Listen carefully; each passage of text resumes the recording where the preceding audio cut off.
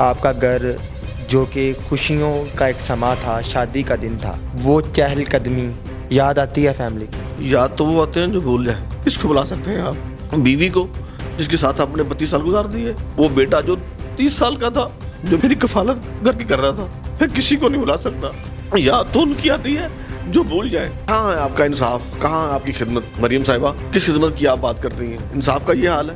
آسٹیفیکیشن test ہی نہیں ہونے دیتے. اتنے بسر لوگ ہیں کہ مجھے تحفظ دیا جائے، مجھے انصاف ملنا چاہیے. 180-90 کی اسپیڈ میں لا کے گاڑی کی کوٹی کرتے ہیں، اور موقع پہ ہی جو ہے نا وہ جتنے بھی افراد ہیں وہ اللہ کو پیارے ہو جاتے ہیں. ٹارگٹ کر کے گاڑی ہٹ کی انہوں نے سائڈ سے.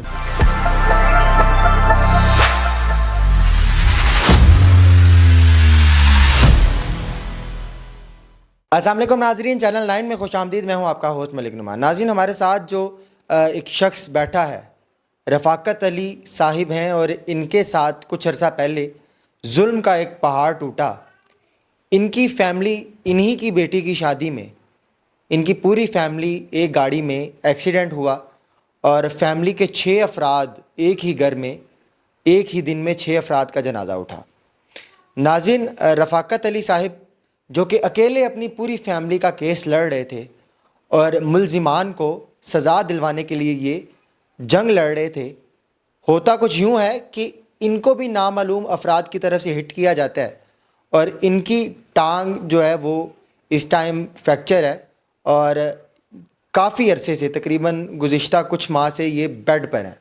آئیے ان سے جانتے ہیں کہ ان کا یہ سارا واقعہ کیسے ہوا، یہ ظلم کا پہاڑ کیسے ٹوٹا، اور اب تک کیا حالات ہیں. السلام علیکم. جی وعلیکم السلام. جی کیسے ہیں سر؟ ٹھیک ہے جی، اللہ کا شکر الحمدللہ. سر.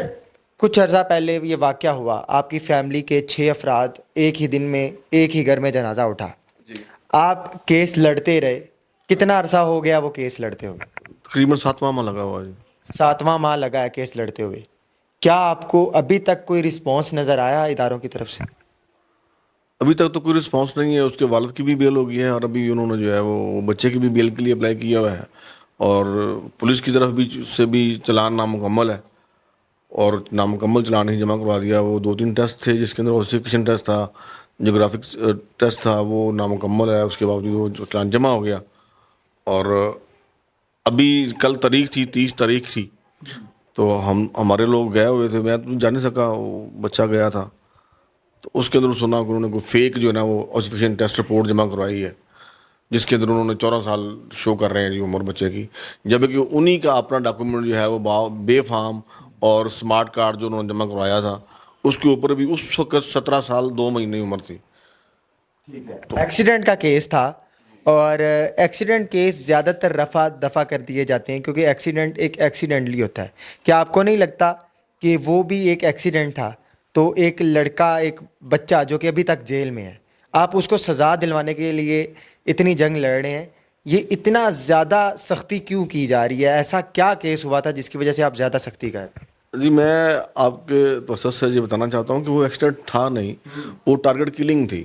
ٹارگٹ کلنگ کی کیسے؟ ہاں جی، وہ ایسے ہے کہ جب میری بیٹی کی مائیوں کا فنکشن تھا، ہم لوگ DHA فیز 7 میں گئے، اور جب وہ مائیوں کی رسم کر کے ہم وہاں سے نکلے ہیں، تو میری پوری فیملی، میری بیٹیاں بھی، میری بہو بھی، اور وہ لوگ بھی جو ہے نا وہ سارے باہر روڈ پہ آ گئے ہمیں سی آف کرنے کے لیے. یہ کہیں پیچھے سے یہ لوگ آئے ہیں، ان کی گاڑی جو آئی ہے، انہوں نے دیکھا کہ باہر لڑکیاں وغیرہ کھڑی ہیں، فیملی کھڑی ہے، یہ لائٹیں بند کر کے وہاں سے دور سے کہیں دکھ رہے ہیں ہمیں. جب وہ لوگ، وہ فیملی والے ہمیں گاڑیوں میں بٹھا کے اندر چلے گئے ہیں، تو ہم وہاں سے نکلے ہیں، کوئی 200-250-300 فٹ کے فاصلے پہ گئے ہوں گے. تو یہ پیچھے سے یہ لڑکا آتا ہے گاڑی میں، ان کے ساتھ 3 لڑکے اور تھے، تو کبھی گاڑی کو پیچھے کرتا ہے، کبھی آگے کرتا ہے. اس کی وجہ سے ہمارا آپس میں تو تکرار ہوتا ہے، اور میرا بیٹا جو ہے نا ان کے آگے گاڑی کھڑی کر دیتا ہے، اور نیچے اتر کے جو ہے نا ان کے ساتھ جو ہے نا وہ اترنا میں شروع ہو جاتی ہے. میں بھی اترا، میرا یہ بیٹا، چھوٹا بیٹا بھی اترا، میرا داماد بھی اتر کے، تو سمجھایا بجھایا کہ دفعہ کرو یار. اور اسی گفتگو کے اندر جو ہے نا وہ کوئی ایک گاڑی والا، 2-3 موٹر سائیکل والے اکٹھے ہو گئے. جب انہوں نے دیکھا کہ یار یہ لوگ جہاں لوگ اکٹھے ہو رہے ہیں اور مسئلہ بنے گا کہ یہ لڑکے بھی چھیڑ رہے تھے، تو پھر وہ جو ہے نا وہ چلے گئے، اور جاتے ہوئے دھمکی دے گئے کہ میں دیکھتا ہوں تم جو ہے نا کیسے DHA میں گاڑی چلاتے ہو، اور میں تمہیں بتاؤں گا گاڑی کیسے کرتے ہیں. یعنی DHA ہمارے باپ کا ہے. ہاں ایسے ہی ہے. اور اس کے بعد ہم لوگ یوں گھوم کے وہ مین روڈ پہ چڑھنا تھا، وہ میکڈونلڈ کی طرف چلے گئے ہیں، اور ہم لوگ اس روڈ پہ جا کے تو رایا کی طرف جانا تھا، اور جب ہم میکڈونلڈ چوک میں پہنچے ہیں تو وہ ادھر سے آتے ہیں پوری سپیڈ میں، اور کوئی 180-90 کی سپیڈ میں لا کے گاڑی کی کوٹی کرتے ہیں، اور موقع پہ ہی جو ہے نا وہ جتنے بھی افراد ہیں وہ اللہ کو پیارے ہو جاتے ہیں۔ یہ کیا اپوزٹ روڈ سے آئے تھے؟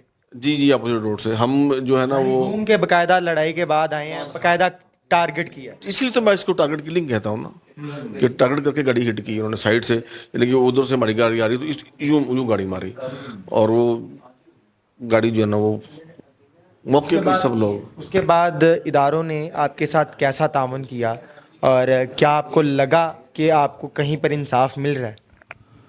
دیکھیں جی، اس وقت چیف منسٹر محسن نقوی صاحب تھے، وہ میرے گھر آئے، انہوں نے مجھے حوصلہ دیا، نہیں جی آپ کے ساتھ بڑی زیادتی ہوئی ہے، اور واقعی یہ ٹارگٹ کلنگ ہی ہے، اور جو ہے انہوں نے کہا جی کہ دہشت گردی ہے، یہ تو زیادتی والی بات ہے، اور پولیس کو، آئی جی صاحب کو بھی، ڈی آئی جی عمران کشور صاحب نے میرے ساتھ بڑا بڑا تعاون کیا، لیکن اس سارے معاملے کے بعد اینڈ رزلٹ یہ ہے کہ ادارے بھی کچھ نہیں کر سکے، کیونکہ اتنے اثر و رسوخ والے لوگ؟ اس کی میں آپ کو ایگزامپل دے رہا ہوں، کوئی 4 دفعہ بورڈ بنا، بورڈ کے اندر یہ ڈیسائیڈ ہو جاتا ہے کہ بچے کی عمر جو ہے نا وہ زیادہ ہے، وہ اسی بات پہ بیس پہ کیس لڑ رہے ہیں کہ ہم نے اس کو جوینائل شو کرنا ہے کہ نہیں جی بچہ انڈر ایج ہے، اور بچے کی ایج زیادہ آتی تھی وہ بورڈ کروا دیتے تھے۔ ابھی تک اس کا بورڈ نہ بنا، نہ اس کا ٹیسٹ ہی ہوا، انہوں نے ابھی جو ہے نا وہ فیک جو ہے نا وہ رپورٹ جمع کروائی ہے، جس کی کوئی ہمیں پتہ بھی نہیں ہے۔ فیک رپورٹ میں کتنی ایج بتا رہے ہیں؟ 14 سال 14 سال بتا 14 سال، جبکہ وہ لڑکے کا اپنا انٹرویو ہے کہ جی میں 2nd ایئر کا اسٹوڈنٹ ہوں، A2 کا اسٹوڈنٹ ہے، 14 سال کا بچہ کیسے ہو گیا؟ پھر ان کا اپنا جو سمارٹ کارڈ ہے اس کے اندر بھی 17 سال 7 مہینے آج اس کی ایج بنتی ہے، جو انہوں نے بے فارم جمع کروایا ہے اس کے اندر بھی 17 سال 7 مہینے اس کی ایج بنتی ہے۔ اگر بچے کی ایج 14 سال ہے تو یہ کیس تو سیدھا سیدھا اس کے باپ کی طرف ہی بنتا ہے، پھر بھی کسی صورت میں معافی کی تو صورت نہیں بنتی۔ دیکھیں وہ اگر وہ جوینائل شو کریں گے تو پھر باپ کے اوپر آئے گا، پھر باپ کو بھگتنا پڑے گا۔ لیکن یہ معافی کی صورت بنانا چاہ رہے ہیں؟ ہاں، اصل میں یہ معافی کی صورت بنانا چاہ رہے ہیں۔ آپ کے اوپر نامعلوم افراد کی طرف سے حملہ کیا گیا، یا پھر آپ کا بائی ایکسیڈنٹ جو ہے وہ ایکسیڈنٹ ہوا ہے؟ نہیں، مجھے بھی ٹارگٹ ہی کیا گیا، لیکن کیونکہ مجھے معلوم نہیں تھا اس وقت، جب مجھے ہوش آیا تو پولیس نے رپورٹ لکھی، اور میں بھی اس وقت میں اپنے ہوش واس میں نہیں تھا، تو میں نے بھی کہا جی پتہ نہیں کوئی لوگ تھے جنہوں نے نامعلوم افراد پہ میں نے FIR بھی کٹوا دی۔ کس طریقے سے آپ کا ہوا، اور آپ کو کیوں لگتا ہے کہ یہ انہی کی طرف سے کوئی ٹارگٹ کلنگ کی گئی ہے؟ 2 وجوہات ہیں جی، ایک تو یہ تھا کہ اس دن تاریخ بھی تھی، میں کورٹ جا رہا تھا، مجھے میسیج دیا گیا، دھمکی دی گئی؟ دھمکی دی گئی نا، یہی ایک میسیج ہی ہے نا جی، کہ میں کورٹ میں جا رہا ہوں، میں کیس کی پیروی کر رہا ہوں، تو اسی دن ہی ایسا کیوں ہوا؟ دوسری بات یہ ہے کہ روڈ پہ کوئی ایکسیڈنٹ ہوتا ہے تو گاڑی والا اترتا ہے، اتر کے بندہ کو کہتا ہے کہ بھائی تھوڑا کی حال بچ بچا ہو گیا، لیکن وہ تو گاڑی مار کے بھاگ گیا بندہ۔ اور اس وقت آپ کی تاریخ تھی کیس کی؟ اس دن تاریخ تھی، ہاں جی بالکل۔ تاریخ پہ جا رہے تھے۔ جب ایکسیڈنٹ ہوتا ہے یا کوئی بھی معاملات ہوتے ہیں تو دونوں پارٹیاں آپس میں بیٹھ کر بات چیت کرتی ہیں اور معاملہ طے کرتی ہیں۔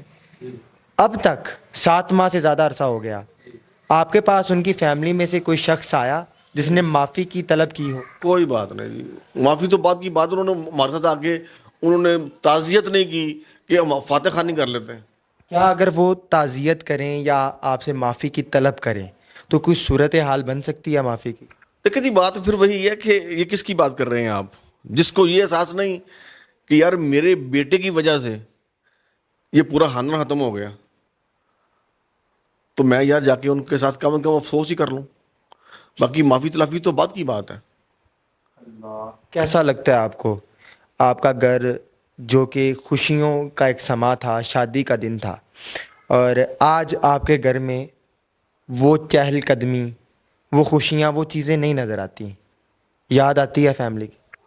یاد تو وہ آتے ہیں جو بھول جائیں، کس کو بلا سکتے ہیں آپ؟ بیوی کو جس کے ساتھ آپ نے 32 سال گزار دیے، وہ بیٹا جو 30 سال کا تھا، جو میرا وقت میری کفالت گھر کی کر رہا تھا، وہ داماد میری بیوی، میری بیٹی کر رہا گئی بیوہ ہو کے، میری بہت پیاری بہو، کس کو بولوں گا میں؟ میں کسی کو نہیں بلا سکتا. یاد تو ان کی آتی ہے جو بھول جائیں. آپ کی یہ رشتے کبھی بھولنے والے ہیں؟ آپ کا وہ میرا بیٹا بہت ہی سمجھدار اور اپنے کام کاج کے اندر بہت اچھا تھا. وہ کہتا تھا کہ پاپا جی آپ کام چھوڑ دیں, آپ فیکٹری نہ جایا کریں. الحمدللہ میں گھر کو سنبھال رہا ہوں, آپ چھوڑ دیں. مجھے آرام تک کرانے کی کوشش کر رہا تھا میرا بیٹا, اور آج وہ دنیا میں نہیں ہے. بتائیں ایسے بیٹے بھولنے والے ہوتے ہیں؟ ناظرین, کیا سما ہوگا, کیا حالات ہوں گے, کیا ذہنی کیفیت ہوگی, اور ایک ایسا باپ, ایک بے بس باپ جو کہ اپنی اولاد کا, اپنی اس بیوی کا جس کے ساتھ 32 سال گزار دیے, کیس لڑ رہا ہے اور بے بس ہے. کیا سما ہوگا, کیا حالات ہوں گے. لیکن ابھی تک ان کے مطابق ان کو اداروں سے کوئی رسپانس نہیں مل رہا. کیا پیغام دینا چاہیں گے, کیا اپیل کرنا چاہیں گے اداروں سے, اور ہماری چیف منسٹر صاحبہ جو کہ بڑے کام اچھے اچھے کرتے نظر آتی ہیں, کیا اپیل کرنا چاہیں گے؟ میری اپیل ہے عدلیہ سے, اپنی پولیس سے, کہ مجھے انصاف دلوایا جائے. کہ ابھی تک بھی انویسٹیگیشن نامکمل ہے, اور میں اپنی عدلیہ سے یہ ریکویسٹ کرتا ہوں کہ ابھی انہوں نے فیک رپورٹ جو ہے وہ جمع کروا دی ہے, تو عدالت جو ہے اس کو دیکھے. ہاں جی, اس کو دیکھے اور میرٹ پہ جو اس کی سزا بنتی ہے وہ دیں اسے. باقی جو چیف منسٹر پنجاب ہیں مریم نواز صاحبہ, میری ان سے ریکویسٹ ہے کہ مجھے تحفظ دیا جائے, مجھے انصاف ملنا چاہیے. میں کسی سے کوئی سفارش نہیں کرتا, لیکن میں کہتا ہوں انصاف ہونا چاہیے میرٹ پہ. مجھے اس بات کی سزا مل رہی ہے کہ میں نے انصاف مانگا.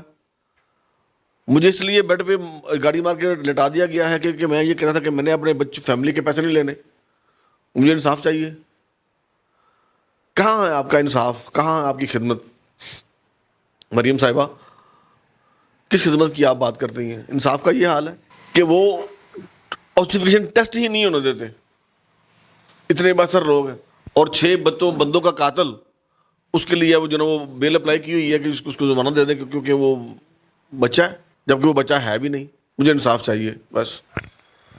اللہ. ناظرین, یہ ایک بے بس باپ کی اپیل ہے, یہ ایک بے بس شوہر کی اپیل ہے جو اپنے لیے, اپنی فیملی کے لیے انصاف طلب کرنے کے لیے نہ کہ در بدر کی ٹھوکریں کھا رہا ہے, بلکہ اسی غم میں خود یہ حالات ہیں کہ اپنی چارپائی سے خود ہل بھی نہیں سکتا, خود اٹھ کر پانی بھی نہیں پی سکتا, خود اٹھ کر اپنی ضروریات بھی نہیں پوری کر سکتا. میری اپیل ہے کہ ایک بے بس باپ کی یہ اپیل سنی جائے اور انہیں انصاف فراہم کیا جائے, اور خاص کر کے اگر انہیں تحفظ کی ضرورت ہے, انہیں سیکیورٹی کی ضرورت ہے, تو باقاعدہ انہیں سیکیورٹی مہیا کی جائے, تاکہ آگے آنے والے دنوں میں ہمارا ملک ایک بہترین ملک ثابت ہو, ہمارا ملک ایک مثالی ملک ثابت ہو. ہم فخر سے کہیں کہ ہمارے ملک میں ایک بے بس, ایک مظلوم کو انصاف ملتا ہے, ادارے پورا ساتھ دیتے ہیں, کوئی بھی بااثر شخص کسی پر بھی ناجائز ظلم نہیں ڈال سکتا. ناظرین, کمنٹس میں اپنی رائے کا اظہار کیجیے گا. اسی کے ساتھ اپنے ہوسٹ ملک نعمان کو دیجیے اجازت. اللہ نگہبان.